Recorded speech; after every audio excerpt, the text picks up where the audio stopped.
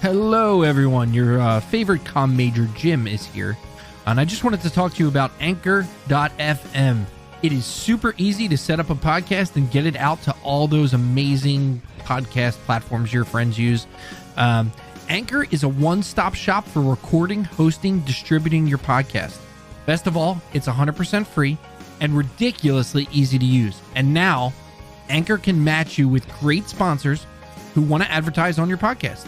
That means you can get paid to podcast right away. In fact, that's what I'm doing right now by reading you this ad. And I'm also a member. So honestly, it's super easy, even for the comm majors. You know, we did not do enough work in college, but it's super easy to upload your episode, get it out there to all those services. So if you want to start a podcast, go to anchor.fm/start, and you can, check it out right there. That's anchor.fm/start. I can't wait to hear your podcast.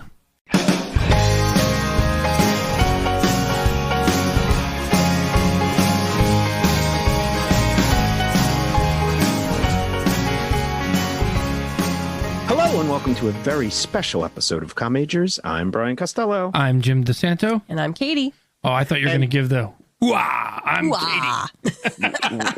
What is the over I'm in the dark number of times somebody will say that in this movie? Probably less than the movie itself. It's true. I don't know. I would hope. Okay. I would hope. Today we are honoring the memory of an amazing man and friend, Josh Fulmer, by discussing Al Pacino's Oscar-winning performance in Scent of a Woman. But first, we answer the most pressing question of every week. What are we drinking this episode? What does everybody have for us? I'm having Larceny Barrel Proof again in my Mando glass. This is the way. Very nice. I made myself a little warm apple cider, which sounded lovely, but now I'm glistening. I'm glistening. It isn't. Yeah. I'm sweating. So maybe we'll It's let it cool down.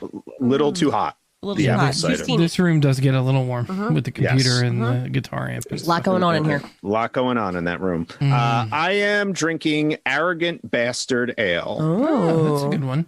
Haven't had Yes. that one in a long time. Yeah. Is that So Stone? Or no, that's... no, this is, I should know off the top of my head, by the Arrogant Brewing Company. Yep. I was totally off. Samsonite. Yeah. It's delicious. Okay. Quick fact check. You don't really have anything fact check from The Fugitive. No. Just solid episode. Yep. Like it was a solid movie. That's all we have to say Good about movie. that. Fine. It was a fine. We did great. Fine. I think fine episode. we were really good. Yeah. Made myself a Chicago hot dog this week. Ugh. Ate it. God, ugh. Bought it off the hot dog roller at the 7-Eleven. I will say, of like the things that cities are known for. Now, Katie and I went to Chicago. They have amazing food, like restaurants there. Yes. But the big things that they are known for are way overrated. Yeah. The Chicago dog. We didn't do the pizza. I did, but with The deep Target dish X pizza. pizza. Deep dish pizza, and that Portillo's Italian sandwich. Yeah. Can't do it. No. Now, But we had some great food. You can put the roast pork, the cheesesteak, and the pretzel up against pretty much anything in the country, I think. Yeah. Philly's got some good food. Yeah. I will not eat cheesesteaks anywhere other than Philadelphia. I won't buy. I won't order. Especially if it's called the Philadelphia cheesesteak. Yes. If they on the menu refer to it as the Philadelphia cheesesteak, you immediately Right. They always put peppers. For some reason, they put green peppers and onions on those all the time. It's so let's weird. not even talk about that. It's horrible. So our choice this week, as we said, is Scent of a Woman. And as we said at the end of last episode, this was inspired from our Few Good Men episode when Josh referenced that other than A Few Good Men, which was clearly his favorite movie, that he was inspired by Al Pacino's performance partially to go into his career in law. So we thought, let's talk Scent of a Woman. And if you could, we've been sharing it on our social media, and some of you follow, and some of you have been so generous to donate to the GoFundMe. But if you have not yet had a chance and have an opportunity, please do that. We are so grateful to the commenters who have contributed.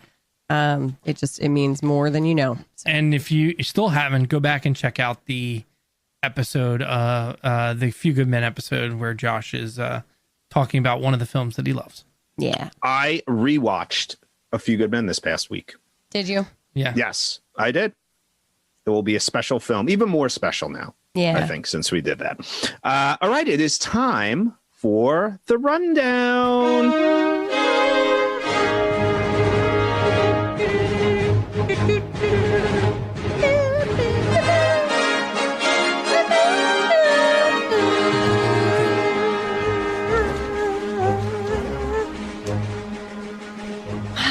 This is like a surprisingly difficult rundown. There are a lot of ins and outs to this movie. Yeah. A lot of ins and outs. Yeah, what direction? I'm interested to see what direction you take. I'll be this honest, because... I started on one side of the paper and then I went to the other side of the paper and I was like, I feel like I'm in the wrong order. So I'm picking a side. Let's start with that side. All right, let's see.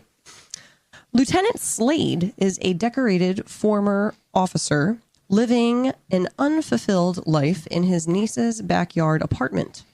Blinded by a foolish choice, Slade has taken a hit to his ego and his sight.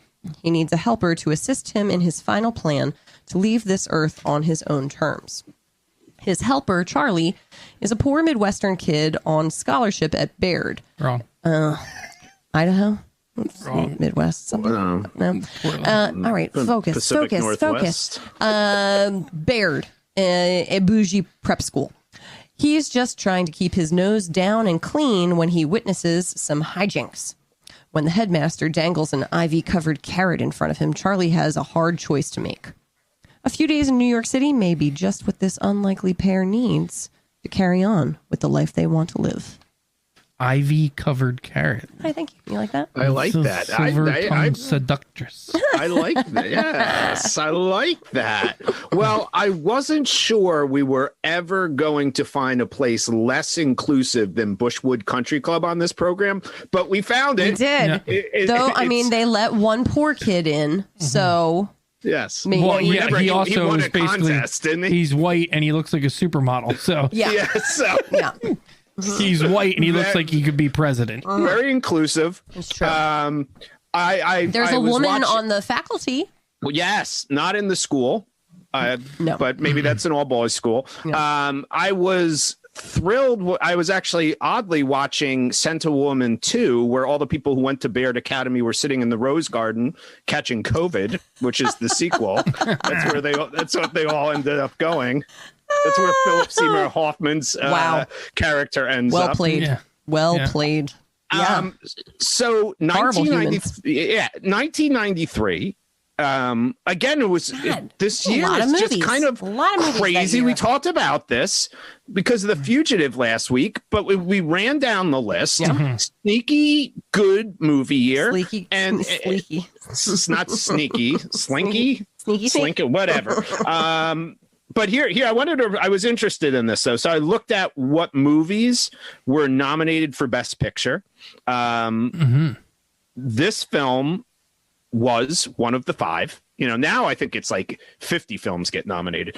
In fact, I'm not even sure enough films will be released in the theater this year to make up the full allotment of nominations that are eligible for Best Picture. So Scent of a Woman was nominated for Best Picture, but lost out to Unforgiven, the Clint Eastwood Western. Okay. I am not a huge Western person. That movie was awesome, though. That was a good movie. Also nominated was Comm Major's favorite, Few Good Men, Howard's End, and The Crying Game. Oh.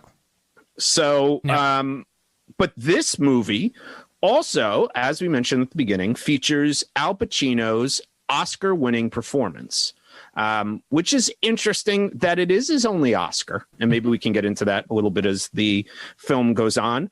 A film that I honestly, other than Josh bringing it up in our episode of Few Good Men, had not even thought about for a second in years. In fact, I think I probably saw the film in the theater, and I'm not sure I ever saw it again after that. You are the type of kid to go see a movie like this in the theater, weren't you? I definitely saw this when it came out. Really? I saw. Oh, yeah.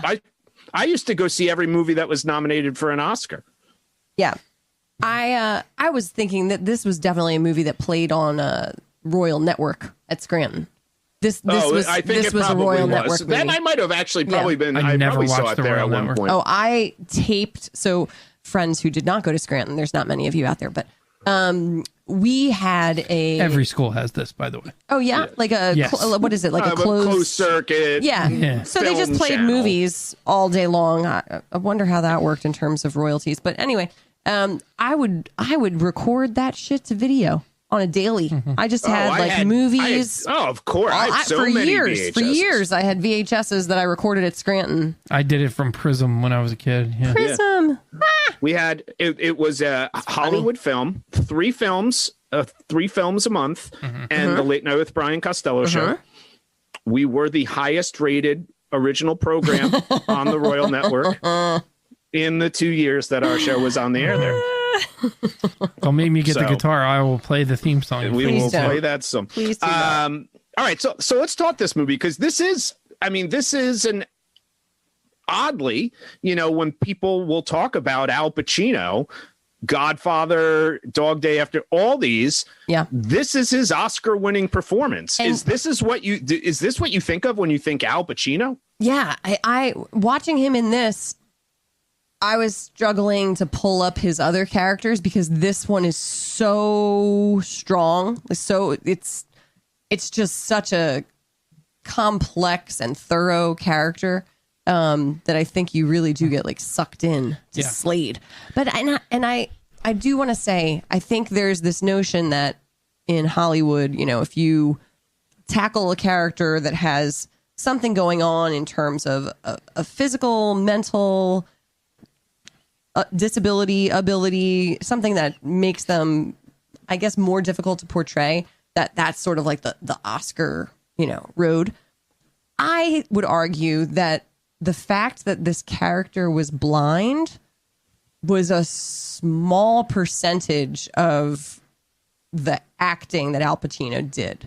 Like, I thought that this character was so much more than just him portraying a blind man navigating this world with a whole lot of stuff, a whole lot of emotional baggage. Yeah. It was a really good acting job. Like, I felt really good about this getting an Oscar.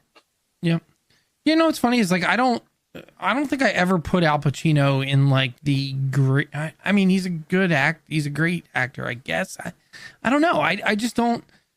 I have such a hard time with that era of actors that kind of came along. Like, even De Niro, I have trouble with. Like, I feel like they have some really high moments. I have to watch Taxi Driver. Yeah, haven't done it. Me too. But like,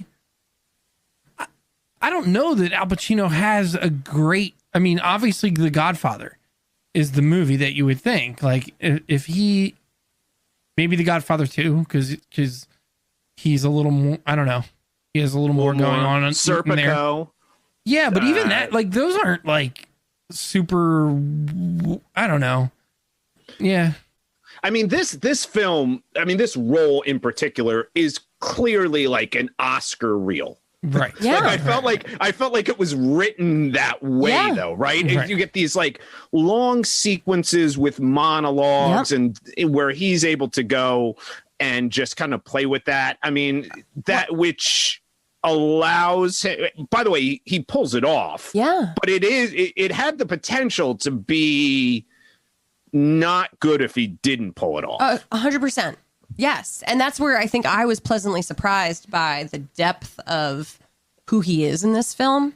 I think the interplay between him and the other characters, that idea of like, what would happen if this guy ended up in this situation? Well, is really interesting in this movie. Yeah, because to me, this movie it's so complex, the plot, when you really break it down,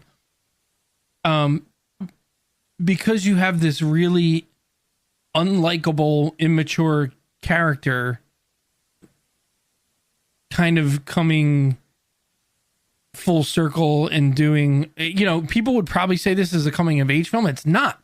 This has nothing to do with Charlie. Charlie he doesn't change at right. all. You're absolutely right. It's not a coming of age story. No. It's like stopping the coming of age. Well, it's a silver fox coming of age story. Well, no, the whole point in the end is that he doesn't want Charlie to move further than he has to down the line of like compromising himself. Yeah, but Slade is the one that changes. Right. That's yes. Right. Well, it's like reversing the roles of your normal coming of age film. Yeah. And the funny part is then to do that, you have to have this really complex idea that there would be like a judicial hearing for two students that did nothing wrong. Yeah. Which is really tenuous. And like, it's the only part of the movie that makes me go like, what is going on here? And I guess it makes Slade do the same thing because he wants to know what the fuck is going on here. Except it doesn't feel so out of reach. It doesn't when it starts happening. I believe that. When he first said it, I'm like, what? And then when it starts happening, you're sort of like, okay, I sort of feel like they've done this before. No, right. That feels legit in situations where you have a school that's so full of itself that it says it stands so much on certain principles, and then has somebody who is power hungry up at the top. Like that just becomes a big public humiliation hearing, and that's certainly happened throughout history. Well, I do think this is where I think this film does teeter a little bit, and I think it's why Pacino gets the notoriety for it, but the film doesn't. Because I think Jim's right; it's overly complex, and they have to spend about a half hour setting up stuff for the last 25 minutes to mean anything. Yeah. When in essence, that's not what the film's really about. Do you know what I mean? The performance is great, and the end piece of it's exciting and stuff. But even that it's kind of bad shit. It's kind of like this guy shows up and people are there, and the monologue at the end is great. It's delivered perfectly, but it's kind of like, why are they doing this? What's happening? And why do we have to spend a half hour of the film setting it up? And that's like where I feel as a film, it's a little bit less than like the performance of it. Like his performance is great. Chris O'Donnell's performance, I think, is fantastic. We had a I think moment it's underrated. for Chris O'Donnell because things did not go up for him from this point. Well, he went and did really bad Batman movies. Yeah. Well, he did, but he also made a choice. I believe it was him. He made a choice for a while to stop acting because of his family. Like he wanted to be with his kids. And then, God bless him, we don't watch the shows, but he makes a fortune. He's on one of those NCIS shows. Yeah, and that's true, Brian. J. You know, I bet you that is a more stable, family-friendly sort of shooting schedule. It's closer to a 9 to 5. Yeah. Yeah, right, that's true. And you get to right, live as close as Chris they O'Donnell, can have to a 9 to 5. After those kids grow up, we'll see you back again. But I have to give, but I want to give him credit because when I was watching it, like one of my hot takes for a while there was he is really having to do, in essence, I think the more difficult acting job in this film than Pacino. Yeah. Because he has to provide like the anchor for Pacino to go off in these runs and these tangents. And if you don't care about the idea that this character is being put in a scenario to go with this guy, because Jim's right, his character isn't having an arc of growth. He's just, he's kind of going through and providing the stability that Pacino needs to start to come to a realization of who he is in some respects. I think it's pretty hard for somebody that young as he was in his career to do that. And I think that's where I'm going to argue for the film and the slower start. The audience enters through Charlie. And so they have to spend that time at the beginning establishing Charlie and getting that relationship with Philip Seymour Hoffman, because for most of the film, he's a voice on the phone.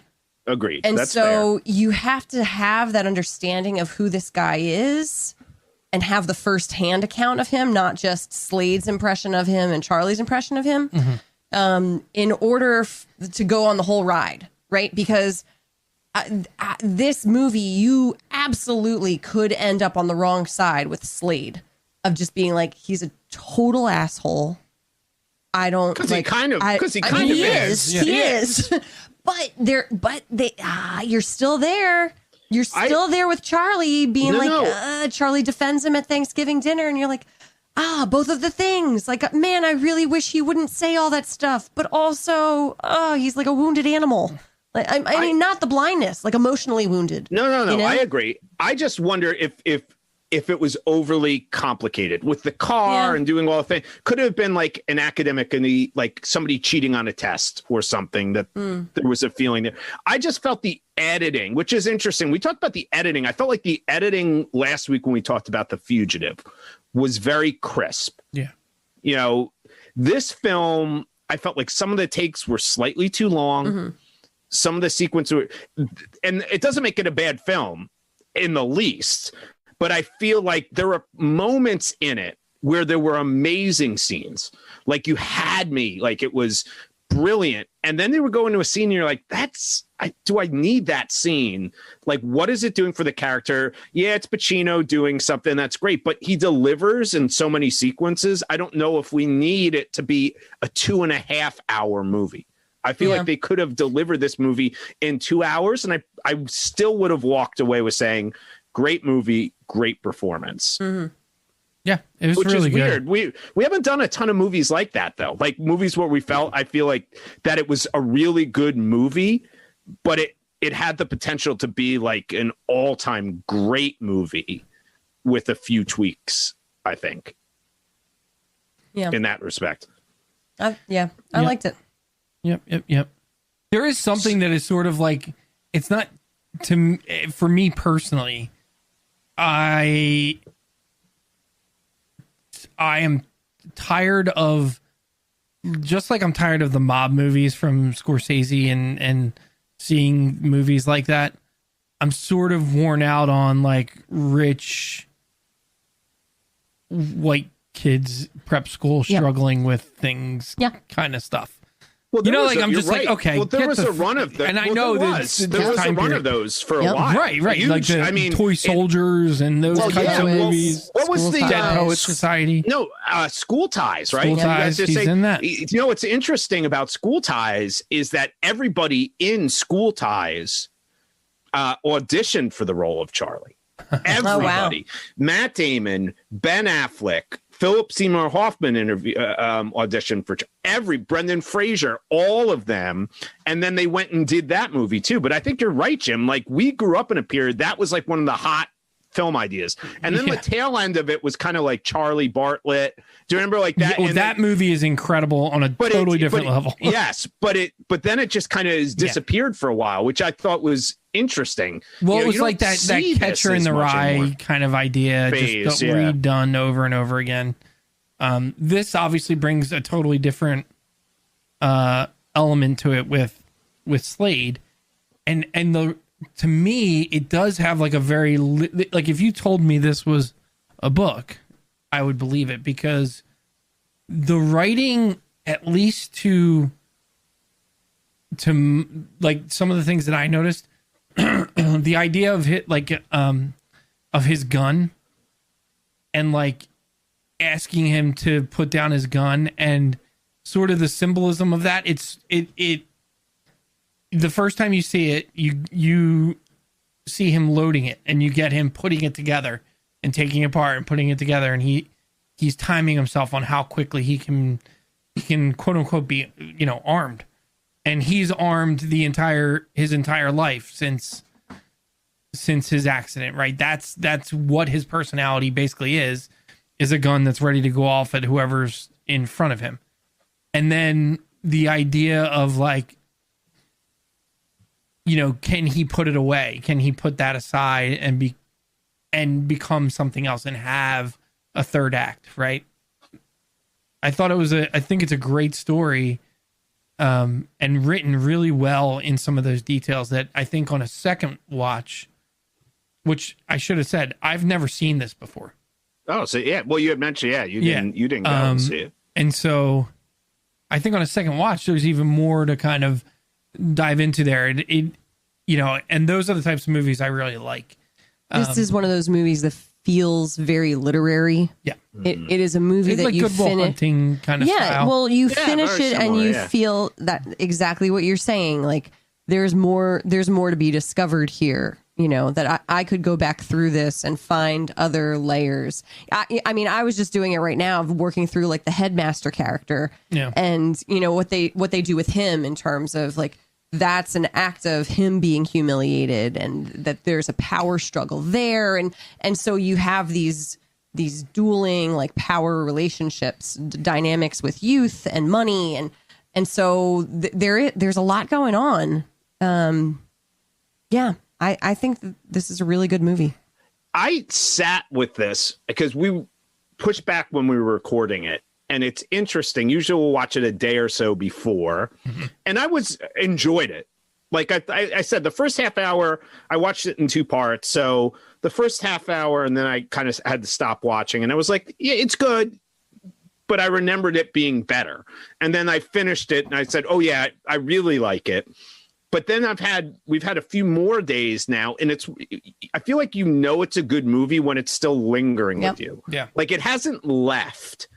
You know, there's ideas like Jim's talking about wanting to watch this. There's ideas that you want to go back and say, okay, there are clearly characters here being portrayed off of each other. Like, you know, and it's, I think in some ways a lesson for Chris O'Donnell's character.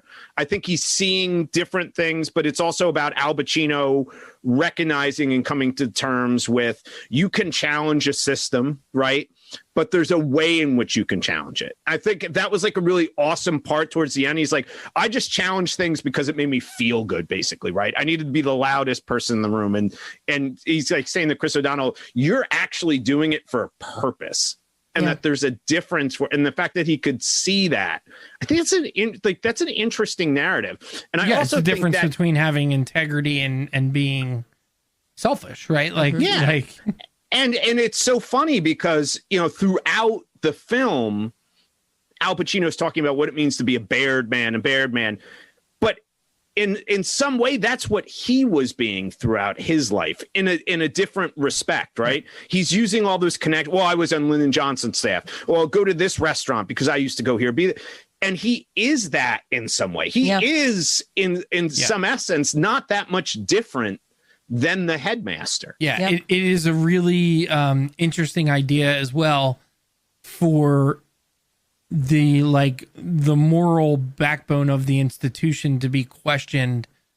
You know, I always kind of love those scenarios where, especially institutions that sort of sit on that moral high horse and use morals as a weapon to kind of be taken down by them. And, you know, that's all it really took was to someone to say like literally repeat back to them what they're doing wrong. You don't even have to make a judgment on it. You could just say exactly, it basically starts, right? He's like, I think he says something like, let me get this straight. This is what you're doing right now. And like, it's very obvious to anybody listening to a voice from the outside that, this is fucking weird. And it is a corrupting like element in that institution. Right. And that's a weird thing too, because those kids were shitheads, right? But they don't deserve, they don't deserve anyone's protection at all. Right. But they also don't deserve their future to be in jeopardy because of anything they've done. Yeah, no, so I don't know. I agree. I think that's an interesting premise off of this as well. The whole idea, by the way, that, and I think this is a commentary which is still ongoing, you know, almost so many 20 plus, years later, that the only one who was really at risk in this was Chris O'Donnell. Right. What were they going to do to any of those other rich? Nothing. And that was being echoed like throughout it. And that's in itself, when you go back and look at it, like the staggering thing that there's this genuinely good person who has done all this stuff, probably one of the few people who were in that school on merit. He had to earn it.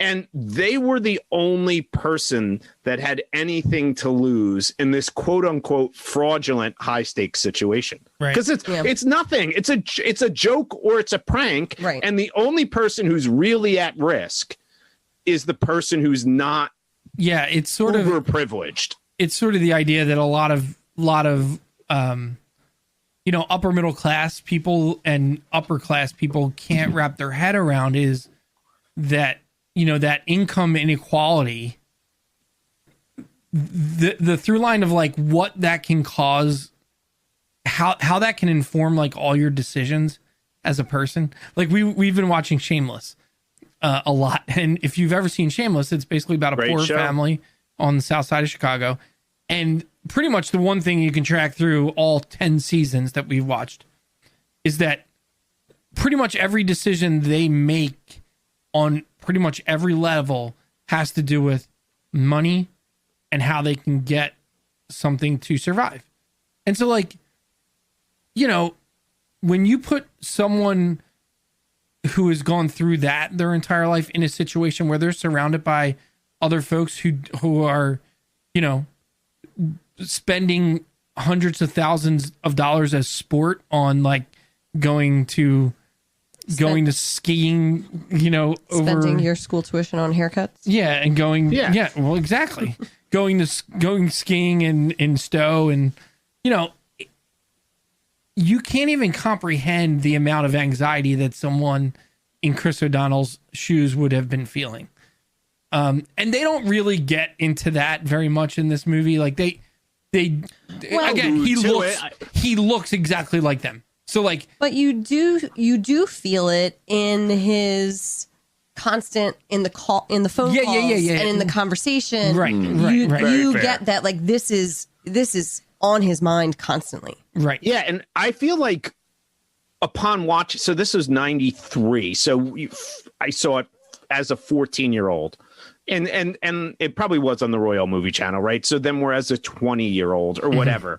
What I found so interesting is, again, we've talked about this before, watching it as an older person and you revisit it and look at it and you pick up on things that are different. Like to me, I always remember that last 25 minutes, right? Where he gives his big stand.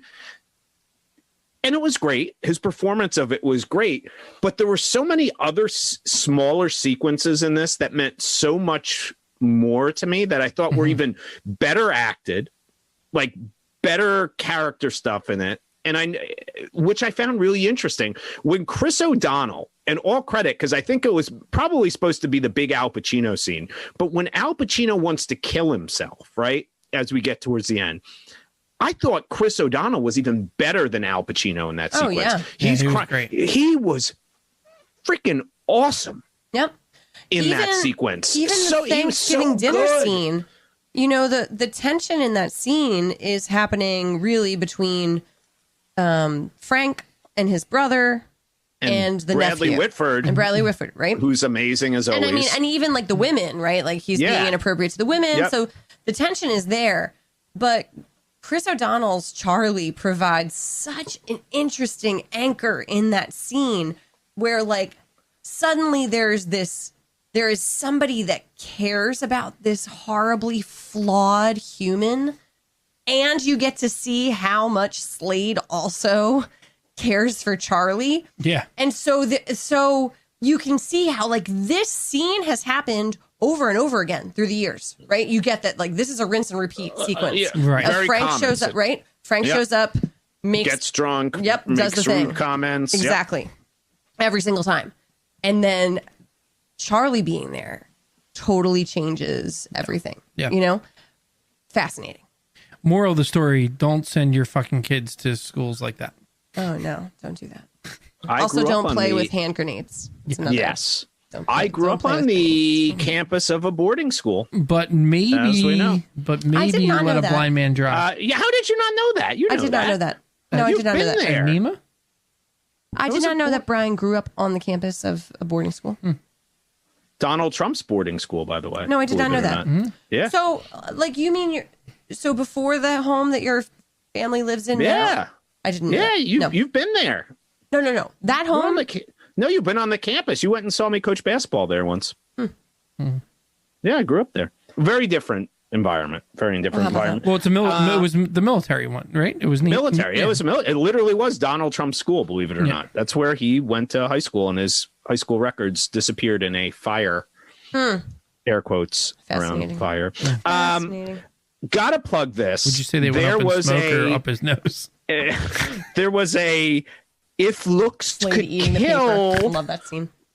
If Looks Could Kill cameo in this film. Did everybody catch it? Because one actress, the amazing Gabrielle Anwar, that he dances with, of course, was last seen with one Mr. Richard Grieco, wine bottle artist enthusiast. Yeah. Michael Corbin in If Looks Could Kill. There you go. That's another great scene. They spent 3 days filming that, by the way. That's a great scene. There are great scenes in this movie. The blind driving could have been cut down slightly. Yeah, but we get a Ron Elder cameo as the cop. Good. Another great. What was his name in ER? Shep. Shep he was the firefighter, of, right? Yeah, I had to look it up because I was like, I kept picturing him. Oh yeah, he was an EMT, and he was in that. He was in that? Was he an EMT? He was an EMT in the firefighter. No, he was a fire. There was some great, I felt right back in the mid to late 90s here. I loved all of it. I would not have told you that I remembered much of this movie. The driver, when the driver, the first time the driver was in the scene, I was like, oh my God, I remember this guy. I didn't remember at that point that he, kind of plays a larger role in the film. But it's just funny. He is a memorable character in this story. Yeah, he's great. Yeah. There's a little thing. I do think that, again, the only issue I have, I feel, is the editing was slightly off, because I think the writing of the film is great. Yeah. I do have a little issue with the DVD box that I took out of the library, where above that headline is not Al Pacino Oscar winner. It's from the director of Beverly Hills Cop, Martin Brest. That feels like I'm not sure if those two things go. By the way, we love Beverly Hills Cop. We're not saying anything bad about Beverly Hills Cop. I was thinking, because I was thinking about watching A Few Good Men. When we were watching Scent of a Woman. Yeah. The score for Scent of a Woman is excellent. Yeah, it's good. That is a high end. That's James Howard, who is one of the all-time best. But it shows you that there were moments for me where I realized I'm responding to the music that's happening right now. It's like creating a thing, and and it's heightening my experience of this. Well, scene. it's really interesting, because that is a big element. If you ever tried to watch movie, the idea of not using score in movie, then we've gotten to a period now where there are certain directors who don't want to use score in certain sequences. And if you've ever watched that, I thought that is another example of, there was so many that check. The performance is great. The writing, very good. The score was very good. Yeah. I did think about, A Few Good Men as well at the end sequence with this. And again, missing, and maybe it's just not films I'm watching now, that courtroom-esque performance at the end. Because Few Good Men is there was a run, God, I can't remember. What's the there's a Primal Fear. Yeah. Did you guys see that with Richard Gere and that's another one right around this time period.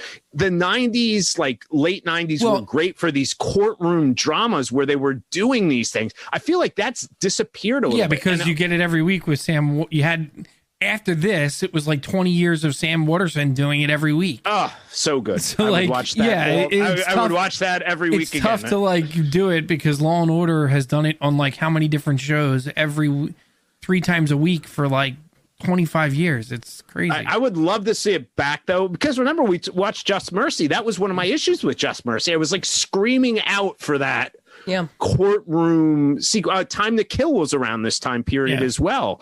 That's one of those things, when we talk about The Fugitives, Jim, and you were talking about procedurals. Yeah. I feel like procedurals have ruined that for movies as well. And is it something that we can revisit in a movie? Something where you have that. I guess you also need a character. Not a character. Well, you need a character, but you also need an actor that can carry a sequence for that period of time. And Pacino did it, and Cruise and Nickel. But if you don't have it, again, it could fall ridiculously flat. Yeah. I guess potentially. A lot of this movie could have fallen flat. Let's be honest. This movie, more so than I think many that we've seen recently, is really dependent on the performance.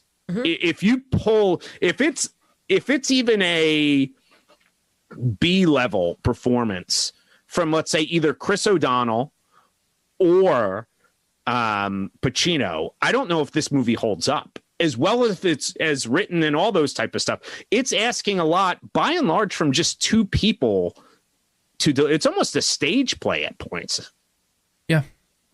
I was surprised. Again, the more I sit with it, I think about it. People on our social media too were very excited when they get it. Yeah. Mainly from they always remember the hoo-ah reference. Yeah. If Scent of a Woman was a drinking game, you would be fall down drunk with two words: hoo-ah and Baird Academy. Jack Baird. Daniels. You'd have to drink Jack Daniels. By the way, a nitpick of mine. Oh yes, I've been wondering. Tell us about what is your feeling about this. That man specifically would not be a Jack Daniels guy. Considering what would he drink, you think? He would drink something a little more high end, whether it would be scotch or something. Balvenie. Yeah. maybe a real good bourbon. McKellen. Okay. Yeah, or he might want to keep it American, though, right? That's true. I mean, I guess sometimes you change and you develop tastes, and others you keep the same. I can believe that he would still drink Jack Daniels. However, the line that everybody quotes around this makes no goddamn sense. So when he says, "I'll have John Daniels on the rocks" or whatever, yeah, and Charlie says, "You mean Jack Daniels?" and he says, "If you've known him as long as I've known him, you call him John." That is the exact opposite of how that works. Yeah, wow, that is very fair. They just needed to change the wording. It would be like, I call him by his birth name. You know, like he and I go back so far that I call him by his birth name. Yeah, but that's not a quotable line. I guess so. Yeah. But like, to me, it's like, I've heard people repeat that line before and like really find enjoyment in it. I'm like, guys, take it one step further and think about it. It makes no fucking sense. Makes absolutely no sense at all in the context. Yes, he drinks a lot. Also, I would like to add, based on the volume that man's drinking, the eyes would be the last organ he needs to worry about. Yeah. He would not have a liver. He would be very based yellow upon what was going on. Yeah. He would be jaundice. Yep. He would have serious issues. Okay, so Pacino wins the Oscars. Quick run through here of who else was nominated, because this was a pretty awesome year. So Pacino beats Robert Downey Jr. In Chaplin. This is like pre-going to prison Robert Downey Jr. Yeah. And I think we forget, not that he's not amazing as Tony Stark and things like that, but he has really invested a majority of his career post recovery here to the Marvel films that we kind of forget that he was an A-list, like people considered him one of the best of the best. See, Charlie Bartlett, there are parallels between Charlie Bartlett in this movie. He sort of occupies the Slade character in that movie. We also got Eastwood in Unforgiven, which is an incredible movie. Yeah, I hate Clint Eastwood directed films. I usually think they're trash. Unforgiven is amazing though, and he's great in that. One of my favorite lines ever in the movie. You just shot an unarmed man. Yeah, he should have armed himself if he was going to decorate his establishment with my best friend. Denzel and Malcolm X. Yeah, he's awesome in that. And then Stephen Ray in The Crying Game, which is an interesting film if you've never seen it. I'm not sure it's one we'll ever be. I do have a funny Crying Game story if we ever do it, but I'm not sure it's one we'll ever be doing. But this is great. I mean, it really was. And it's one, if you're willing to watch it, sit with it a little bit. I got it out of the library. Where did you guys get it? We rented it on. Yeah, it's not streaming. It's weird. It's one of those films where you would think it would be somewhere and it's not. It's not as accessible as other films. I quite honestly, when I looked at the Pacino film choices, if you don't want to go back to his work in the 70s, if you start looking at the 80s and 90s and things, this is the movie I would watch of him, because I do think he's great. And Chris O'Donnell, the more I've been thinking about it, is maybe one of my favorite performances of someone we've seen in a movie this year. I just love what he did in the movie. And that is Scent of a Woman. All right, time for Game of the Week.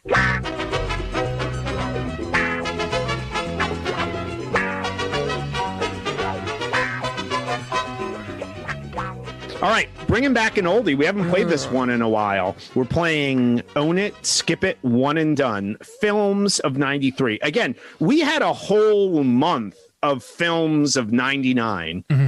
And that was planned. We've been doing films of 93 since this show has started over 114 episodes ago. And we didn't even realize that 93 was a year that we have been tied to. So I picked 3 films from 93, and these are films we've done recently. Again, not even realizing until last week that they were the same year. So these are our 3 films: Scent of a Woman, The Fugitive, and A Few Good Men. This is a tough one. We only usually do this game when it's tough. Which one are you going to own? Which one would you skip? Which one would you watch one time and that's all you get? Who would like to start? Or would you like me to start? I'm ready. All right, Jim, you go. Own It, A Few Good Men, Skip It, The Fugitive, and One and Done, Scent of a Woman. Okay. I don't like this, Brian. I think I would own The Fugitive. Ooh. One and Done, Scent of a Woman, and Skip A Few Good Men. Wow. All right. Well, we're going to have a discussion of this because I think our lists might be slightly different. I'm with Jim. I usually, with this game, if I actually own one of the 3, then I feel obligated. In this case, I don't feel overly obligated. I own this film on 4K. A Few Good Men. I love The Fugitive. I do. But like the film lover in me feels like if it's a best Oscar performance and someone like Pacino, I would have to. I don't feel I could not watch Scent of a Woman. So I would pick that as my one and done, and very begrudgingly have to skip The Fugitive. See, when I answer this question, I feel like I always go to like, what am I going to rewatch just for funsies? But I think that's a very, and so it's always like I would watch The Fugitive over and over again. See, it's to like me, a fun watch. To me, I always think about it more as like, what do I get out of that movie that I don't get out of the others? Mm-hmm. And there's nothing that The Fugitive brings to the table for me personally that I can't get in a Die Hard, in a few other movies that I'm like, it just doesn't feel special to me, where the other two feel like they Tommy are. Lee Jones. Yeah, but I mean, I like him in that. He's good. Yeah, he's very good. Yeah. No, I hear what you're saying. Yeah, it's just 2 different approaches to like, why do you own a movie? Well, there's a whole other question, right? About if we looked at these 3, which is the most watchable? Right. Like that, which is a whole other discussion. If I'm just sitting it down and I'm throwing a movie on TV, like it's on TV, like I turn on the TV, which one could I feel comfortable watching? That's 5 funny you minutes should say in? that, because I think all of these could be considered one of those ones that back in the day, if you were flipping through the channels and you saw, you kind of got like sucked in. Agreed. I think all of these fit that. That's fair. But I think The Fugitive for me is on the bottom of that list. All right. Oh, wow. Yeah. You see, I feel like if I look at it, and I'm going a little bit with Jim, I'm waiting for a scene. If I'm like watching a movie, like if it's on TV, I'm like, wait, like obviously if I'm watching A Few Good Men, I might just kind of put it on if it's on TNT, and I'll wait a little bit because I'm like, you know what?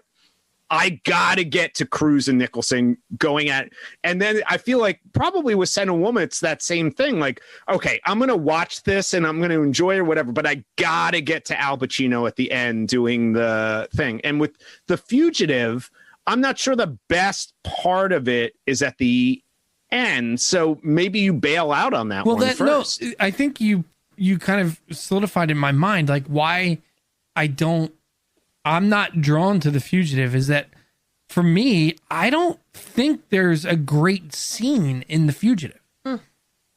Like there's nothing for me in The Fugitive. There are memorable lines and there's memorable deliveries and performances, but there even like the climax of that movie is really done. When I like literally in the past 3 minutes since you said that, I think I just realized that I don't like The Fugitive specifically because the end is really poor. The way the confrontation at the conference is clunky and weird. It doesn't have an impact. It doesn't have it's a means to an end, right? Like they had to. It's that issue with a lot of big blockbuster movies, right? It's you have a great premise, but maybe you have 2/3 of a great movie, but how do you round out the story? Whereas A Few Good Men, and I would argue this movie is building up to something like something like both in this movie and A Few Good Men, right? The real character, Pacino and Tom Cruise, their fulfillment or their growth, right, is at that end sequence. It's their light popping on moment. Like Tom Cruise is going, he has that line to like he can choose not to challenge Jack Nicholson, right? But he does. In this, Pacino could have chosen not to kill himself, but then just said, fuck it, I'm about myself and I'm going to leave Charlie to deal with his own thing. And he comes back. And the growth of those characters comes as a result of that moment at the end. That's literally what I'm getting at is that there's no character growth in The Fugitive. It's not that type of movie. No, which is fair. Yeah, it's fine. It's fine for me, but the other two are special, I think. So, well, one of the things I always think of too is when I'm watching a movie is like, can this movie be remade? They could remake The Fugitive today and probably find some people like we talked about last week, Fozzie Bear, Sam the Eagle, Animal, for example. We got a great movie. Green light that. You don't even really have to worry about COVID. They can't get it. They're puppets. Yeah. We could go right into production with it. Right into production. We have a movie. Whereas I don't know if there's no need for a remake of A Few Good Men or Scent of a Woman. They just watch them for what they are. But I'll tell you, that bummed me out because I do love The Fugitive and I loved rewatching that. All right. It is time for 5 questions. You want answers? You want answers? I want the truth. What makes a man, Mr. Lebowski? What the fuck is the internet? Words. Why? All right. A very special 5 question this week. All 5 questions are inspired by the amazing Josh Fulmer. So here we go. Thumbs up, thumbs down question. Josh was amazing. In my mind, he only had one fault, and that was he was a Penn State football fan.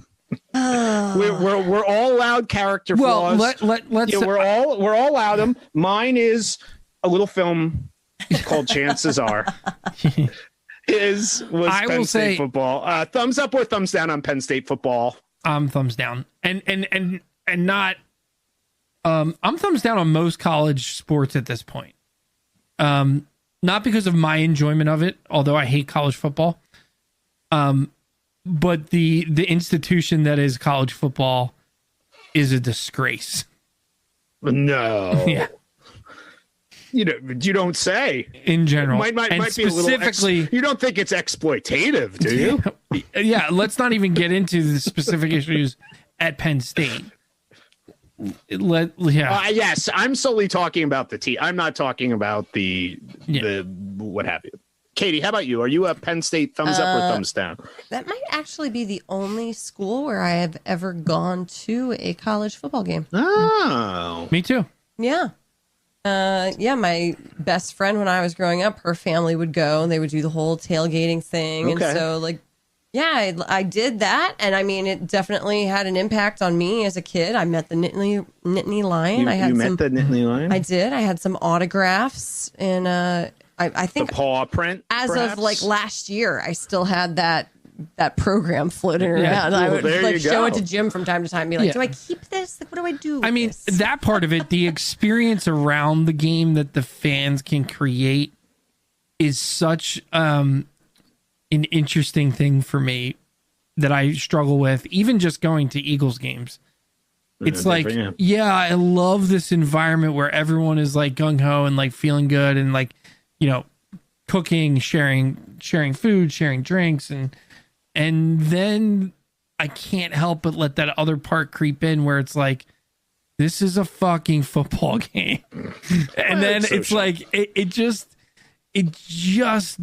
I don't know. I just wonder if it would be different for us if we went to a school with a football program. Very fair. Right? I've So, seen like, myself. we just escaped that whole piece because our school didn't have a football team. I'm going to tell you right now, I didn't need a football team to drink on Saturday afternoon. I loved a would good prove homecoming soccer game. Loved a good homecoming There was a soccer little game. thing called Kegs and Eggs. Loved going to at watch Sean Oscars at Costello the anniversary play. school. Too early. We It played. was way. I will say I Holly High. myself have only ever attended one tailgate, and it was at the alma mater of one wasn't at Mr. Paul Chris No, it was O'Donnell, shoot. Poly High Field. Wasn't No. No, that's the Egret's Poly High- Field. What was the name of the Egan? field? Egan. No. it? Egan? No, I don't know. All Who right, cares? we got it. I went to a BC football game. Rizzoli and Only Isles tailgate Field. I ever. think it was Very- Rizzoli and Yeah, Isles. Rizzoli and Isles. Stop it. Ooh, good show. Franklin and All right. Bash. There we Franklin and Bash. All right, here we go. All right. Inspired by two comedies that Josh loved, would you rather watch Money Pit or American Pie? Oh, that's interesting. I think I've seen Money Pit more recently than American Pie. Oh, I have not. I was Really? going to go the other way on that. A Money Pit is on Netflix. It is not seen- Money Pit is amazing. I haven't I seen love that Tom since Hanks. the 80s, Love I it. feel like. I love Money Pit. I did love the first American Pie, and there is something about that movie that I think is probably Eugene Levy. Yeah, We might need to do a rewatch of both of these films because it's been, No, I Maybe would 20 watch years. both of those Yeah. as well. yeah. what would you pick? all right. What do I you was pick? going to pick American Pie because I can't even All right, tell then you what I Money pick Money Money Pit is Pit. about. Like Okay. Oh, really? I have like a very Money vague Pit's so good. It's memory good. of watching it. All right. Hey, I'm going to give you a bonus choice here. Better performance. Tom Cruise is Caffey, or would you rather watch Pacino as Slade? Oh, Pacino. Yeah. Okay. Yeah. I'll take Tom Cruise. Of course you will. Thank you, From behind. Scientology. We will take Scientology as a sponsor. I will read L. Ron Hubbard passages. Are we saying They pay those well. words out loud? I am. They pay well. Doesn't No. mean you have to follow it. All right, here we go. Question 3. One word that best described Josh is Extra. I was. Oh, that's perfect. Yep. That's what our nephew Jace. That was the word he used to describe Josh. That's perfect. Yeah. Extra. all right. Extra I love it. generous. Extra spirited. You just put extra in front of all of your adjectives, and that was Joshua Fulmer. Yeah. All right, perfect. We kind of started to hint on this a little bit. Yeah. I have seen through photos and heard that there were few people as good as tailgating as one yeah. Mr. Josh Fulmer. What is your guys' favorite part of a tailgating experience? And now that's all tailgating. We didn't go to much college football. You guys have been lots of concerts and things. What do you love about tailgating? What's your favorite part of a tailgate? So I never got to have the benefit of a Josh tailgate. You know that Katie loves games, though. Yeah. That's I whatever it is, frisbee, cornhole. I wanna throw a thing. Beer pong. I want to play a game and have a beverage. Yeah. That's what I want to do. I would say the food. Oh, the food. Yeah. Good food. Yeah. You need it because there's usually a lot of alcohol. I feel like there's a lot of alcohol at tailgates usually. Yeah. And then you're going into the stadium. Got to Food's fill that really belly. Yep. Food's really expensive there. Finally, deep thoughts question. tell me a great, fun, humorous, exciting, amazing story about one Mr. Josh Fulmer. Anyone have one to share? Does one come to your mind? Not specifically. You go. You have one. Go first. So for me, I will always just remember the way that our daughter Eva looked at Josh. And we would joke that as a playground, she just liked to as a climb playground, him. as a jungle gym. That we would go visit, and all of the other family members, because there were many others in the Lehigh Valley area, that they would all fade away, and this thing would happen with Eva, where like when Josh appeared, her face would light up, and she would just throw herself at him. Yeah, and we have so many pictures of her lounging on him, hugging him, playing like he was just her bud from the time she was born. So. He would always joke with us when because Josh kind of came into Emily's life right when Eva was born. Right around when Eva was born. And they even came to our house and like stayed and watched Lily. They were the only people that our children ever slept for. Yeah. And so Josh would always joke like and tell Lily and Eva like, hey, you guys should get a dog. You should get a dog. He would do those like annoying like uncle-y kind of things where like telling the kids that they should get something that we don't really want in the house and whatever. And we were able to pay that back for Ollie's birthday when we bought him an inchworm scooter that made the most annoying noise in the world. Yeah, it's awesome. It was so loud. It was so loud. I'm sorry, Scout Bear. Yeah, Scout did not like that. And he thanked me. Yeah. Also, yes, go ahead. Also, he was one of the only. He had $1,500 worth of bourbon in his house that he would just give and that's 2 bottles of Pappy Van Winkle that he would just freely give me when I was there. Just like, here, to have some of this. That was the word that was coming to my mind previously. Was he was one of the most generous humans. Yeah, with anything, his spirit and his things. His love, his time. Yeah, he was a generous guy. Well, I will always love that. He made me laugh.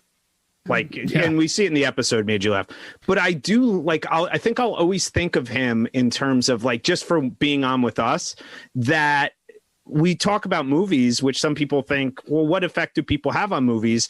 And when I rewatched A Few Good Men this week, and then I watched Pacino in this, and he talks about how those influenced him and thought about for helping people. And people in both those movies who needed to be helped because they weren't people that were going to be able to help themselves based upon the situation that they were. Yeah. And that we talk about this, but they're themes and stuff. And that to me was really awesome to have that experience with him just in terms of doing this. And that is what he went on and did. So you can be inspired in many ways, even for weird things like movies. And I also appreciate that he was Eva's human jungle gym, as I am when she visits, because I leave with many bruises. Yeah. When I visit Eva. Yeah, she's not shy. She's not gentle. She's not shy. Nope. Just remember, if you follow us, and you can, please donate to the GoFundMe page. It's on our page, and we'll repost it again, as we've been doing several times. Thanks, everyone. Next week, really excited for this one. This is a film that I love, saw in the theater, was a big champion of years ago when it came out, was Oscar nominated. We're going to be watching the Chris Pine, Jeff Bridges film, Hell or High Water, which I'm not sure, have either of the two of you seen? No. All right. So I'm really interested because I love the writer of this movie. He also wrote Sicario, which I love. And he writes the show Yellowstone. Oh, yeah. I need to watch that, apparently. Which is an amazing show. And he's great. So I think we'll be excited for that. Make sure you join us for that. And we'll see you next time. All right. Bye, everybody.